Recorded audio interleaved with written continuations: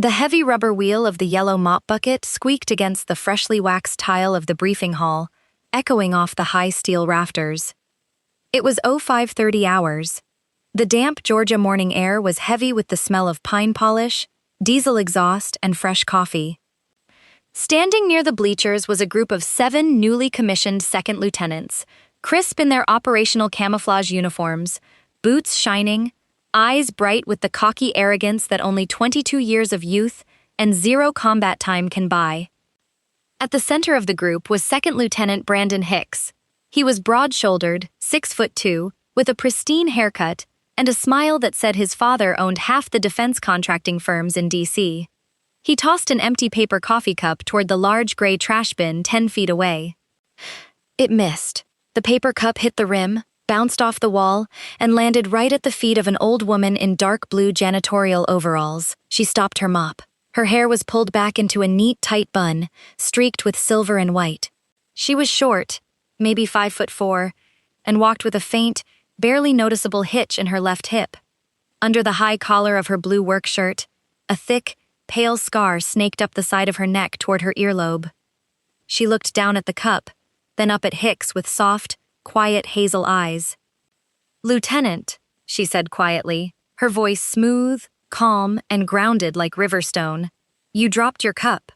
Hicks glanced down at her work boots, faded black leather, polished to a dull shine. Then he looked at the name tag pinned to her blue shirt, Evelyn. He chuckled, crossing his arms over his chest. His fellow recruits snickered behind him. "That's why you're here, isn't it, ma'am?" Hicks said, his voice dripping with condescending charm. "To sweep up after the people who actually run this base. I'd pick it up myself, but I've got a division readiness briefing with the 4-star in 2 hours. Wouldn't want to get dust on my gloves." One of the other recruits, a tall kid named Miller, chimed in with a smirk. "Careful, Hicks. She might complain to the facilities manager. You might lose your weekend pass." Hicks laughed, tossing a crumpled napkin onto the floor right beside the cup. "Look at her. Must be nice to have 0 ambition. Spend 30 years pushing a mop, watching real soldiers walk by. Hey, Evelyn, make sure you get this corner real clean. General Vance likes his brass polished." Evelyn didn't raise her voice. She didn't glare. She didn't even flinch. She slowly bent her 62-year-old knees, picked up the paper cup and the crumpled napkin, placed them inside her plastic trash bag, and resumed mopping the gray floor with slow, rhythmic, perfect strokes.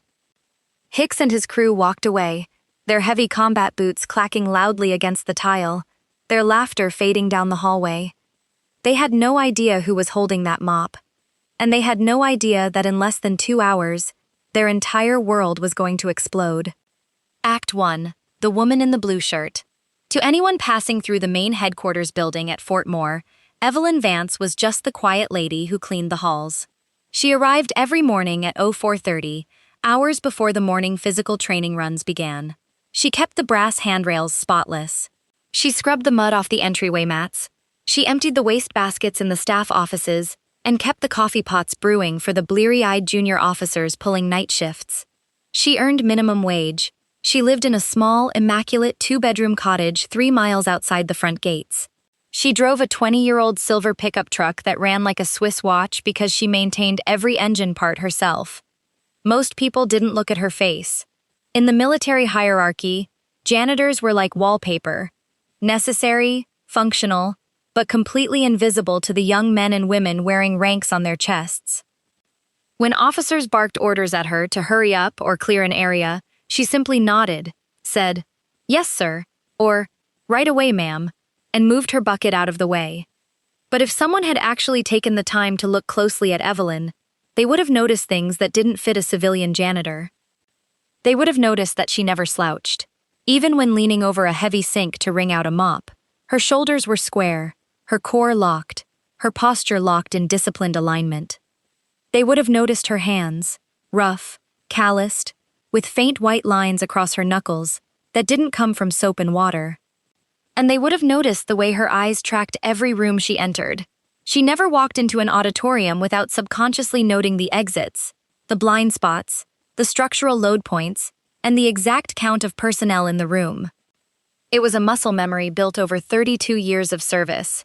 A habit you don't lose just because you traded a uniform with stars on the shoulders for a blue shirt with a name tag. At 06:15, Evelyn was in the main tactical briefing room, wiping down the long mahogany conference table. The door pushed open, and a young private first class stepped in, carrying a heavy crate of printed tactical maps. His name was Marcus Ruiz. He was 19 years old, short, skinny, and looking like he was about one bad day away from quitting. His camouflage blouse was wrinkled. His beret was sitting crooked on his head, and his eyes were red from sleep deprivation. As he tried to set the heavy box down on the side table, his foot caught the edge of a chair leg. He stumbled. The box slipped from his grip, and 300 sheets of laminated maps burst across the floor like a deck of dropped cards. Ruiz dropped to his knees, his hands shaking as he frantically tried to gather the papers. "God, no! No, no! Lieutenant Hicks is gonna destroy me," he whimpered under his breath, tears of pure exhaustion brimming in his eyes. Evelyn set her wiping cloth down. She didn't hurry, but within 3 steps she was on the floor beside him, quietly grabbing large handfuls of maps and stacking them in perfect, aligned order. "Breathe, Private," Evelyn said softly, her voice steady and warm. "You don't understand, ma'am," Ruiz stammered, wiping his nose with his sleeve. "I've been up for 36 hours. I messed up my land navigation test yesterday. Hicks told me if I mess up one more detail today, he's writing me up for a counseling statement. My dad was a Marine. If I get kicked out of basic officer support, I can't go home." Evelyn reached out and gently laid her hand on the young soldier's arm. Her touch was firm, grounded, instantly calming. "Look at me, Ruiz," she said softly. The boy looked up into her hazel eyes. There was something in her gaze, an overwhelming, unshakable weight of authority and deep, maternal comfort that made him stop shaking. "A fallen box of maps isn't a failure," Evelyn told him quietly. "It's just an obstacle. You don't solve an obstacle by panicking. You solve it by taking one piece at a time. Put your hands on the paper, stack them, straighten your back." She reached out with her other hand and gently adjusted the wool beret on his head, shifting it 2 inches to the right until the unit flash sat precisely over his left eye. "A soldier never lets his uniform fall apart when things get messy," she added with a small, reassuring smile. "Fix your posture, Private, you're fine." Ruiz blinked, staring at her in shock. For a second, he didn't see an old janitor woman. He felt like he was standing in front of the strongest person he had ever met in his life. Yes, ma'am," Ruiz breathed, swallowing hard. "Thank you." Before Evelyn could answer, the door swung open violently. "Ruiz!" Lieutenant Hicks stood in the doorway, his hands on his hips, his face twisted in frustration. "What the hell are you doing on the floor?" Hicks barked, stepping into the room. "The division commander's motorcade is 10 minutes out, and you're down on your knees playing arts and crafts with the cleaning lady?" Ruiz scrambled to his feet, snapping to attention so fast his boots slapped together. "Sir, I dropped the briefing packet, sir." I don't care what you were doing," Hicks yelled, stepping into Ruiz's personal space. "You're a disgrace to this unit. Look at you, wrinkled blouse, sloppy posture. Get these maps on the table now, or I'll have you sweeping the motor pool with a toothbrush for a month." Hicks then turned his glare onto Evelyn, who was standing quietly by her mop bucket, her face completely expressionless. "And you," Hicks sneered, pointing a finger at her. "Stop filling his head with nonsense and get your gear out of this room. The 4-star general is going to be sitting right at this table. The last thing he needs to smell is bleach and wet rag." Evelyn bowed her head slightly. "Understood, Lieutenant." She grabbed the handle of her mop bucket and quietly wheeled it out into the hallway, leaving the young officer puffing out his chest in empty triumph. Act 2. The Weight of the Secret. Sitting in her small break room near the basement supply closets, Evelyn took a slow sip of black coffee from a plain ceramic mug. From her pocket, she pulled out a small, worn object. It was a heavy silver military challenge coin. On one side was etched the crest of the 3rd Infantry Division. On the other side, surrounding a gold eagle with outstretched wings, were 3 simple words: honor, sacrifice, command. Below the eagle was engraved a name: Colonel Evelyn R. Carter. She ran her thumb over the raised metal letters, her eyes drifting back through time. 10 years ago, Evelyn Carter had been one of the highest-ranking female operational officers in the United States Army. She had spent 32 years in uniform.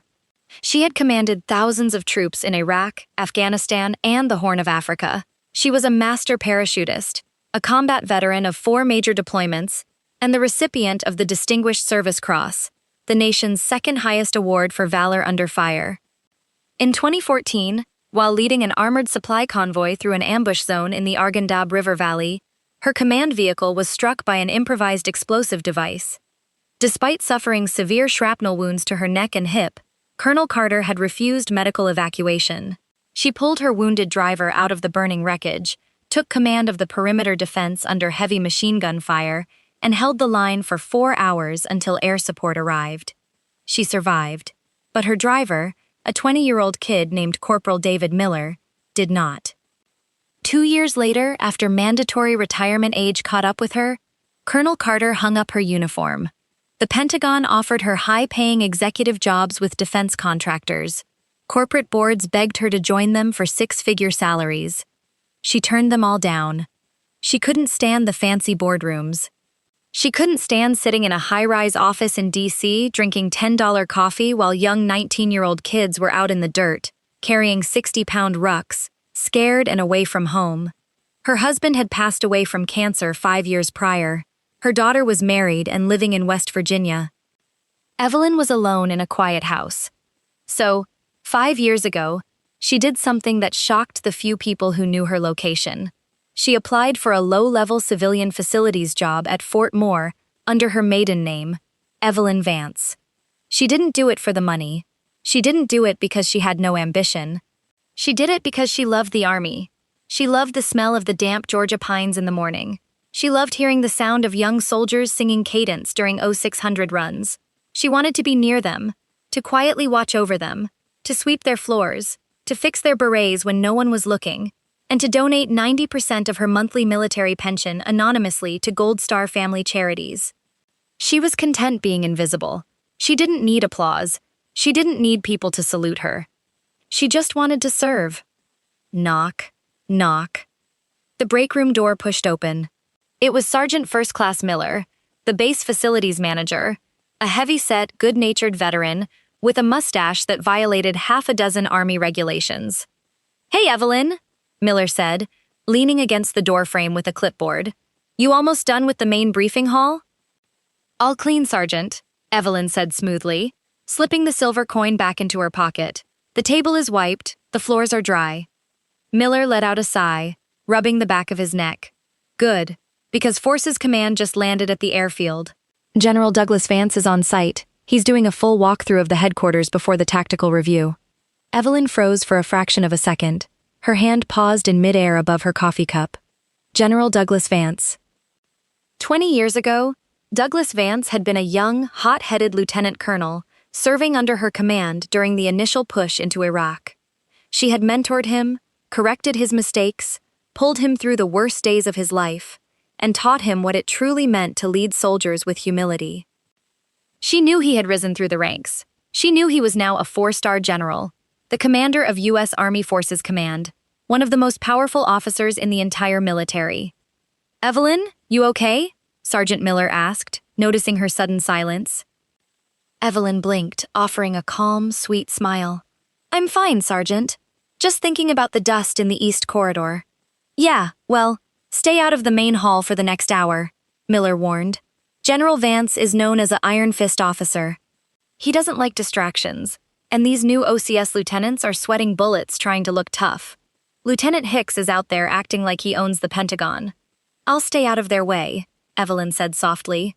Act 3. The Gathering Storm. By 0830 hours, the main headquarters building was buzzing with electric tension. Dozens of junior officers, staff sergeants, and department heads lined the main hallway, standing at sharp attention. At the front of the auditorium stood Second Lieutenant Brandon Hicks, flanked by 6 other newly commissioned officers. Hicks was beaming with pride. His boots were buffed, his chest puffed out, ready to deliver his tactical briefing to the highest-ranking officer on the eastern seaboard. At the far end of the hallway, the heavy double-glass doors swung open. A security detail of armed military police stepped through first, followed by a tactical entourage of colonels, command sergeants major, and aides de camp carrying encrypted tablets. And in the center of the formation walked four-star General Douglas Vance. He was 59 years old, 6'1", with silver hair cut in a tight military fade, broad shoulders, and a chest completely covered in multicolored service ribbons, combat wings, and 4 gleaming silver stars pinned to each collar of his operational camouflage uniform. General Vance moved with absolute, terrifying authority. His eyes were like cold steel, scanning every doorway, every soldier, every detail of the hallway as he marched toward the briefing room. Lieutenant Hicks straightened his back, feeling his heart hammer against his ribs. "This is it," Hicks thought to himself. "This is my moment to impress the brass. My father told me Vance remembers sharp young officers." As General Vance approached the briefing room doors, Hicks took a sharp step forward, rendering a flawless, crisp military salute. "Good morning, General Vance, sir," Hicks called out loudly, his voice echoing through the corridor. "Second Lieutenant Hicks, 3rd Battalion. The briefing room is prepared, the tactical boards are set, and my team is ready for your inspection, sir." General Vance stopped mid-stride. He slowly turned his head, his cold gray eyes locking onto Hicks. He gave the young lieutenant a brief, polite nod, returning the salute with effortless grace. "Thank you, Lieutenant," General Vance said, his deep, baritone voice cutting through the room. "We will begin in 2 minutes." Hicks felt a surge of arrogant pride rush through his veins. He glanced sideways at his fellow recruits, smirking as if to say, "See that? I've got this entire room in the palm of my hand." General Vance began to step toward the open auditorium doors. Then, he stopped. His eyes drifted past the gleaming mahogany doors, past the polished brass handrails, toward the shadow of the rear emergency exit corridor. Standing near a yellow cleaning cart, quietly holding a mop and a gray plastic trash bag, was Evelyn. She had tried to slip away unnoticed before the entourage arrived, but a crowded hallway had forced her to stand against the wall until the general's party passed. She stood quietly, her hands folded over her apron, her head respectfully bowed, remaining completely invisible, just as she had for 5 years. General Vance's steel-gray eyes squinted. He stared at the old woman in the blue work shirt. He looked at her silver hair, he looked at the gentle, disciplined line of her shoulders, and then his eyes caught the 3-inch pale scar running along the right side of her jawline. General Vance's entire body went rigid. The 3 colonels standing behind the 4-star general stopped dead in their tracks, looking at each other in sudden confusion. "Sir?" the general's chief aide whispered, stepping forward with an open binder. "Is there a security issue, General?" General Vance didn't answer. His face, a face that had remained stoic through congressional hearings, combat operations, and political battles, suddenly transformed. His jaw dropped slightly. His eyes widened with an expression of pure, unadulterated, overwhelmed shock. "My God," General Vance whispered under his breath. Act 4. The 4-star salute. Before anyone in the hall could react, General Douglas Vance turned his body completely away from the auditorium doors, away from the colonels, away from the staff officers, and away from Lieutenant Hicks. He began marching straight toward the rear utility wall. Lieutenant Hicks blinked, taking a confused step forward. General Vance, sir? The briefing room is this way, sir. That's just the utility closet." "Silence!" a command sergeant major barked at Hicks, glaring at him with lethal intensity. The entire hall fell into a suffocating, terrifying silence.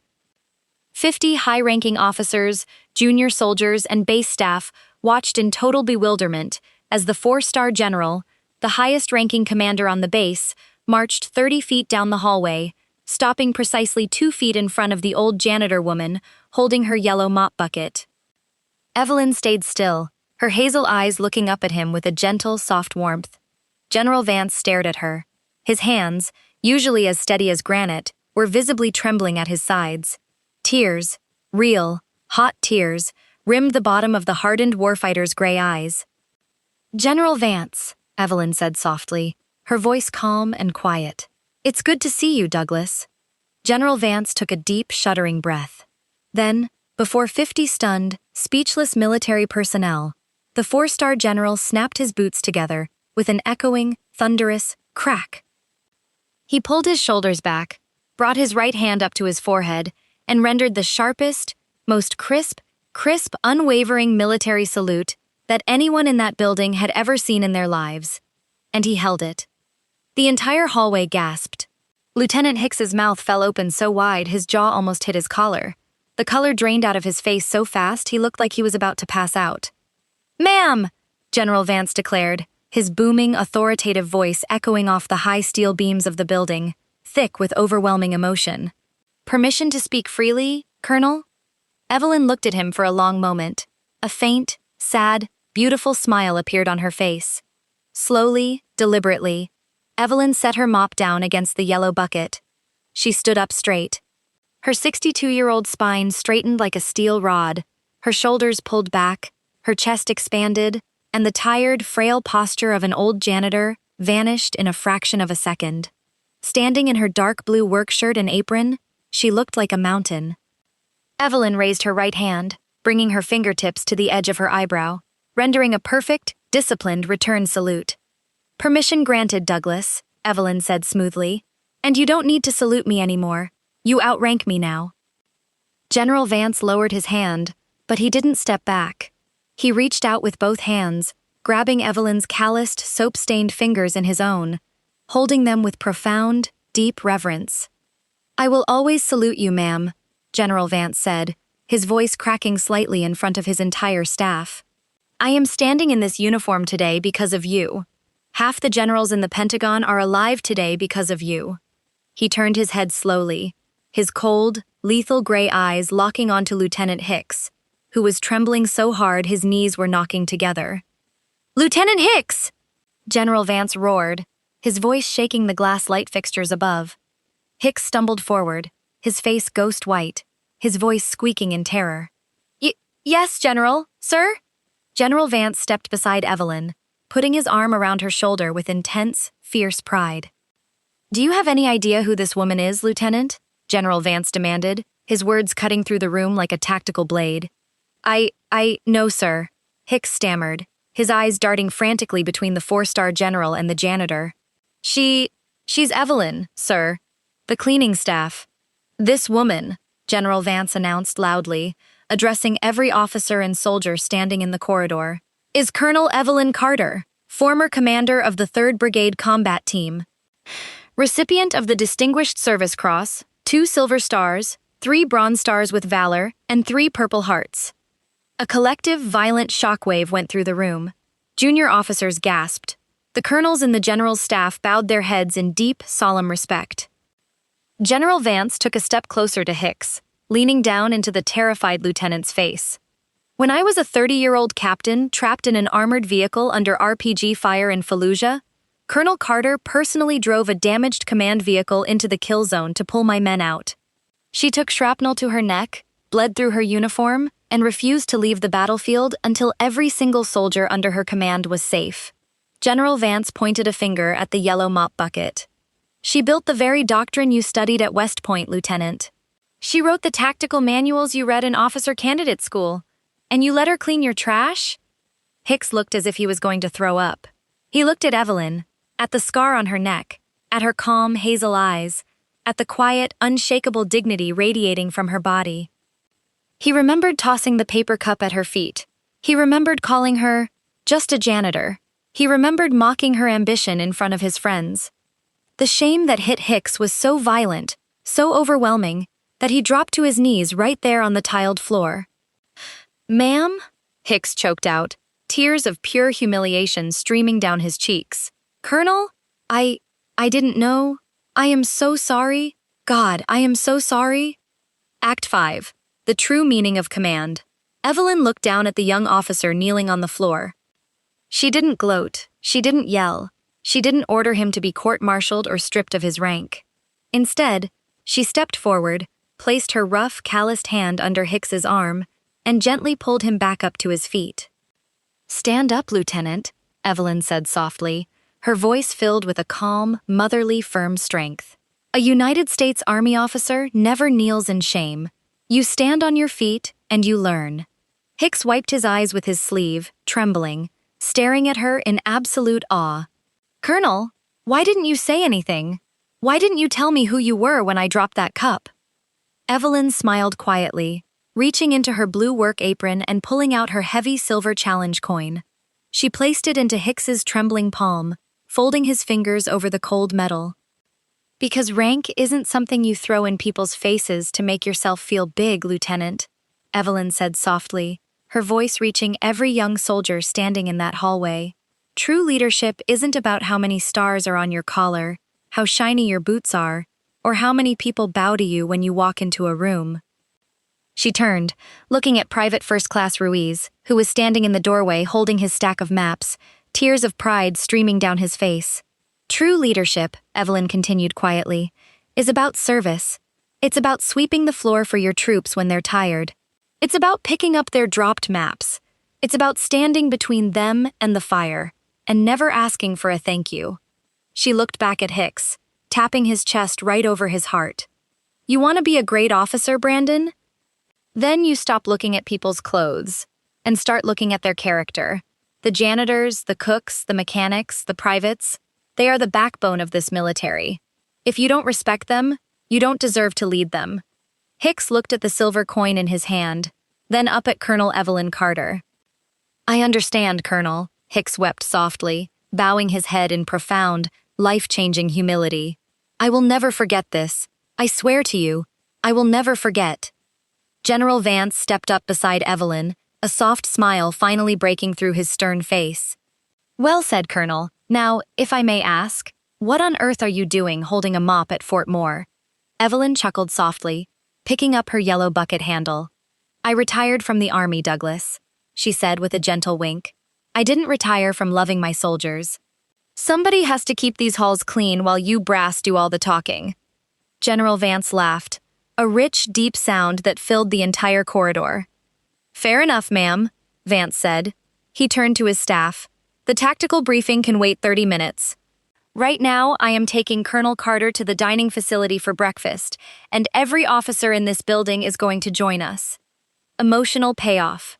10 minutes later, the main base dining hall was packed to capacity. Sitting at the center head table was Colonel Evelyn Carter, still wearing her blue janitorial shirt and apron. Sitting beside her was 4-star General Douglas Vance, laughing and sharing old combat stories from Iraq and Afghanistan. Standing in line right behind her table, holding trays of food, were Lieutenant Hicks, Private Ruiz, and the rest of the young recruits. Hicks was no longer strutting. He was no longer smirking. He stood tall, disciplined, his uniform adjusted, his posture locked, looking at the old woman in the blue shirt with an expression of pure, unyielding reverence. And whenever a young soldier walked past Evelyn's table, they didn't look away. They didn't whisper about just a janitor. They stopped, snapped their boots together, pulled their shoulders back, and rendered the sharpest, most respectful salutes of their lives to the woman holding the coffee cup. Evelyn smiled quietly, taking a sip of her black coffee. She didn't need a high-paying corporate job. She didn't need a statue in a park. She was right where she belonged, surrounded by the young men and women she had spent her life protecting, proving to the world that true honor isn't found in the titles we wear. It is found in the quiet, humble heart of those who choose to serve.